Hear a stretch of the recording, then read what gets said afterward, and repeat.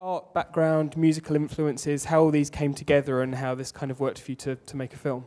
I started piano lessons when I was 4. I was making shows when I was little, but I don't know. I think all of it's...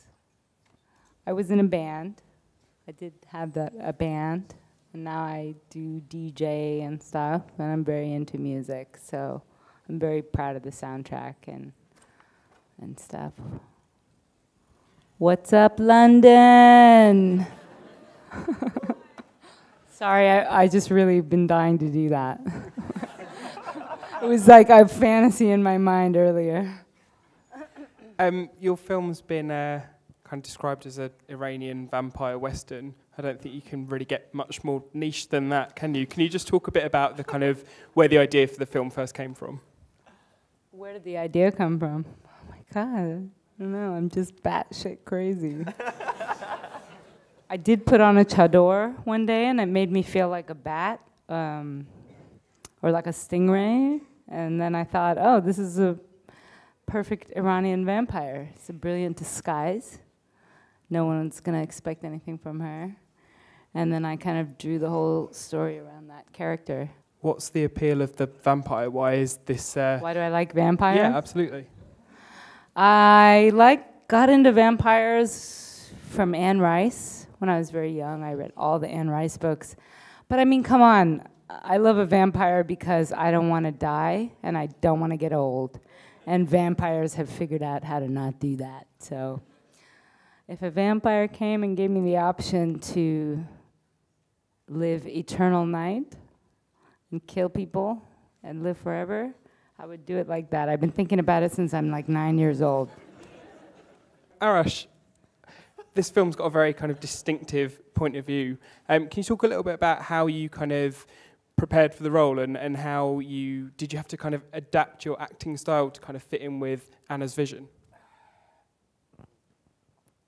It was kind of hard because, she wrote all the parts for us they were so close to what we really are, actually, because we knew each other from before. That it was hard to find out the differences, and that's it. That's basically it. Actually, she wrote the parts for us. The character is called Arash, yeah, and his name is Arash. So, and James Dean meets the Elephant Man. Exactly. Yeah. Right?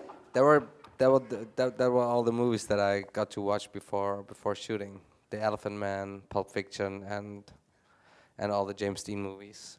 So just a quick question for Daniel and for Reza. I mean, I know that both of you have kind of filmmaking backgrounds too, and you obviously produced this one, but you've acted, you've written stuff. Can you just tell us a little bit about how you came to be involved with this film and the process of working with Anna? Yeah, I actually love this story. I wanted to. I saw Lily's picture in a program that was part of the Spirit Awards. They were trying to help young filmmakers that you need to see, and I was really drawn to her photo.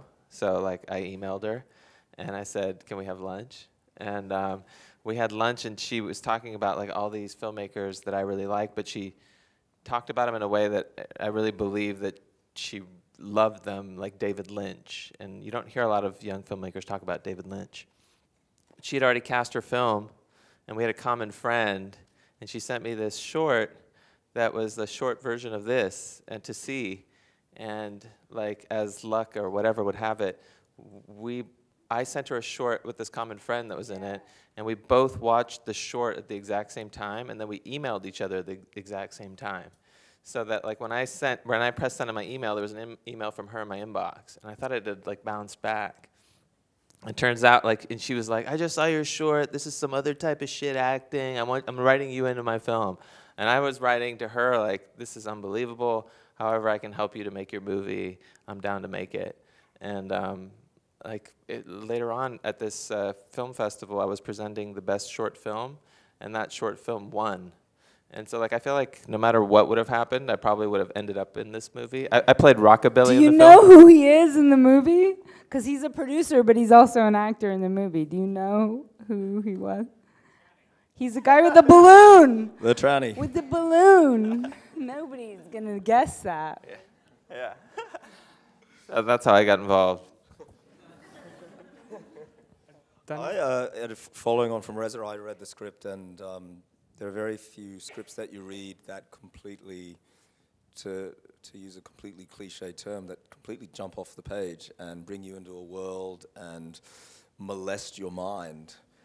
You know, I said this to Lily when I first saw the rough cut months ago. You know, one of the reasons I'm in this business is because I was 13 and was in a dark room when I saw David Lynch's Lost Highway. And it made me aroused, scary, confused, you know, turned on. I covered that already. It just completely discombobulated everything I thought I knew about image and aesthetics and people and sexuality. And all of those confusing emotions I never felt again until I saw what this was, you know. And so before that, I said, let's get involved in this right away. You know, in LA, there's very few opportunities to meet auteurs, people who actually create their own worlds and who want to bring that space to vision. And it was just a unique opportunity that we couldn't pass down. And Lily's like, I mean, I haven't had a chance to, but she's insanely cool on set. Like, she has a vision, like with that balloon dance. When she first framed it and saw it, it was like this thing that she'd always seen in her mind. She jumped up for joy and like gave me a crazy bear hug. She gave the DP a crazy bear hug. Like, it was, you know, it was really intense, but it was like being a little kid, you know, like with that joy. And it's like infectious, you know. So I'm like, whenever I'm around her, I feel like creative. And I want to just like help her make something.